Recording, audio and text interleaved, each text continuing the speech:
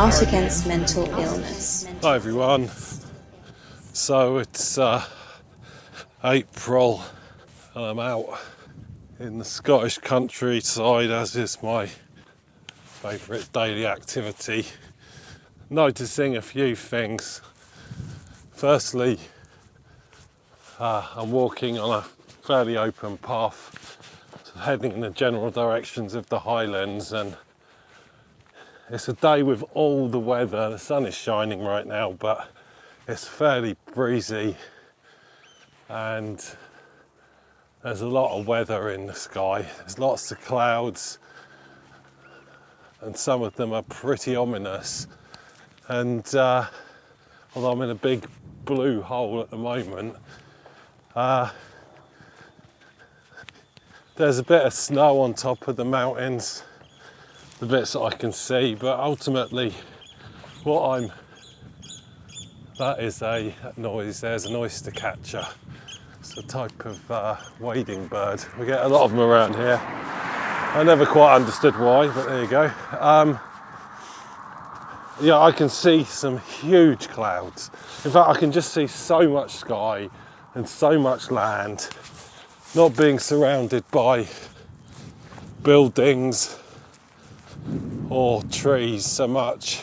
I can really see so many miles around me. I can see all the clouds in the sky. Some of these look very stormy. Some of them look like whoever's underneath that weather, if they're dressed as I am, which is absolutely not suitable for whatever that is, they're going to be having a really bad time. And I'm pretty certain that the way that the weather's moving is not going to see that piece of weather situating itself over me, but it's incredible to see from here. And I really get, it really evokes some of the great British landscape painters like Turner and Constable that really capture that tempestuous, changeable, dramatic weather we get in the UK, particularly in the north of the UK, in Scotland, the Lake District. And you see why they wanna capture that. It's just nature at its finest. And you know, I know everyone wants your still day, sunny and calm, and that's great if you want to sit in the garden, you know, sun yourself a bit, but it's not the most interesting weather. This is what you want. And you could just wallow in the drama and the chaos of it all and the insignificantness of us little organisms and these giant weather systems and that are dwarfing these mountains. And they're not big mountains. I'm not exactly in the Himalayas, but these are pretty high bits of ground, and these clouds are just so huge. And it's just stunning. I've just got to get around before the next scary looking weather system gets to me. I'm walking past some fields that are just plains of yellow. I think the crop is rape, which, if I'm not mistaken, is the stalk and the flower of like a swede or a parsnip or something, one of the root veg. Both the flower and the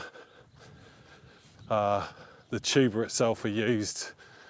And this time of the year is when it's blossoming, and you get these vast fields of yellow with tractor tracks going through them, and I just love it so much. It's so jarring and so unusual and so vibrant. And you know, if you go up close, you'll see a sort of a translucent haze of insects and pollinators jumping from plant to plant. And close up, it's like a forest of alien trees. But then when you zoom out, you get this carpet of vibrant yellow, and the sun is shining on it, so it's at its most vibrant. And it's beautiful, but it's odd.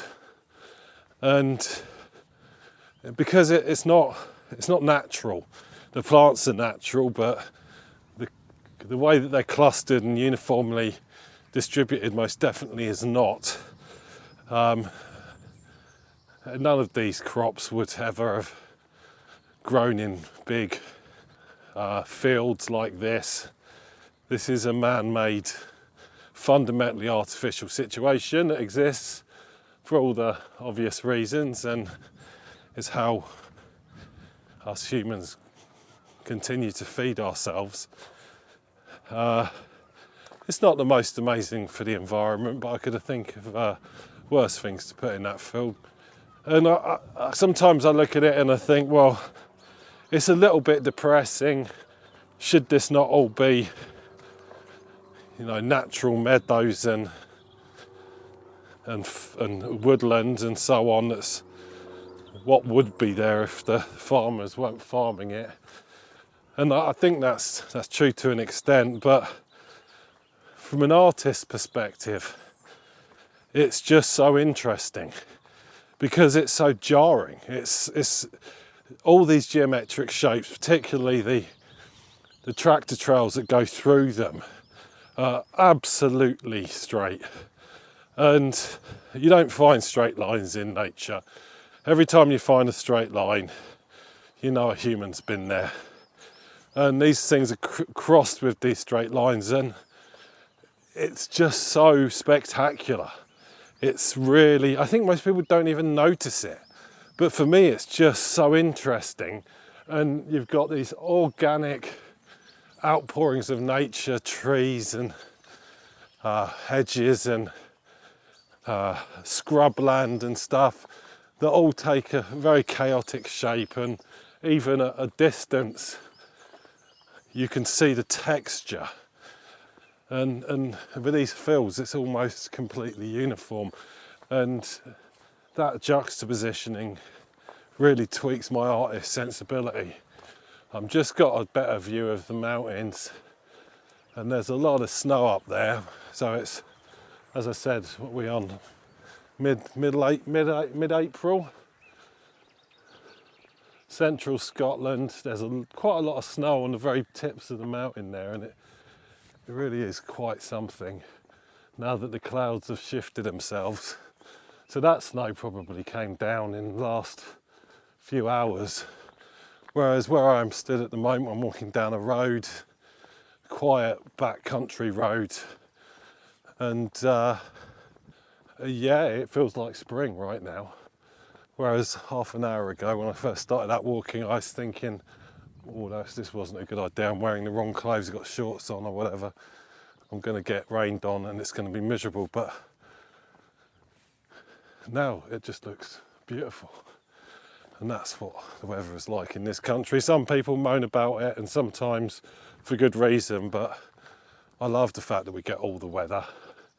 It just makes life interesting. It just means you'll never, this time of year in particular, it's not possible to leave the house with the right clothing on, because you'll get winter, then summer, then winter. So you have to sort of come prepared for all eventualities. We have the gorse as well at this time of the year. There's a lot of yellow, it blossoms yellow. You don't know what gorse is, it's like a shrub with spiky, it's a bit like a weirdy cactus type thing, but it's not a succulent, it's a shrub with spiky leaves, and get these beautiful yellow flowers. Everything's starting to come out, and the early blossoming plants are doing their thing, but the trees are still mostly bare. I have a field to the left of me now that's sort of the polar opposite of the rape field to the right of me, and this looks like it's been ploughed relatively recently. There's nothing growing on it, it's kind of arid, and it's just soil and dead foliage. Presumably, I don't know if they've already planted something new in here, but again, it's it's uniform in its own right, and we've got these brown and beige and grey stripes pointing me towards the mountains behind it, drawing my attention. And again, from an artist's perspective, that's a gift, because we spend a lot of time in landscapes it's kind of hard to frame a landscape because a photo or a painting needs a subject, otherwise it just feels flat. And you've also got to compose it so the eye is drawn towards that subject, and sometimes these fields do the work for you with the stripes created by the sort of geometric patterns created by tractors and farm equipment, which is just drawing the eye towards the snowy mountains with the odd telegraph pole for a bit of framing. And these are the things you've got to look for. You've got to look for things that are going to help you place yourself and give the scene some depth and some composition. And so I guess my point here is I quite like farmland. It's something that's both natural but also very human, very man-made, almost mechanical. And those are precisely the types of tensions and juxtapositions that please my brain. Especially in a place like this where sort of just behind it you've got the mountains, which are just barren really. And again, you've got a juxtaposition in there. You've got a tension, you've got a contrast. So I've got on my right the sunny yellow of rapeseed, and on my left looks like the mountains of Mordor with snow on the top.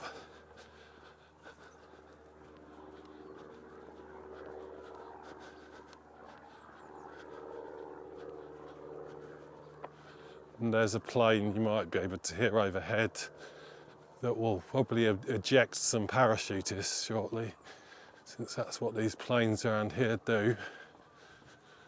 Another slightly jarring man-made spectacle you see in this area is humans falling from the sky with giant blankets levitating above them.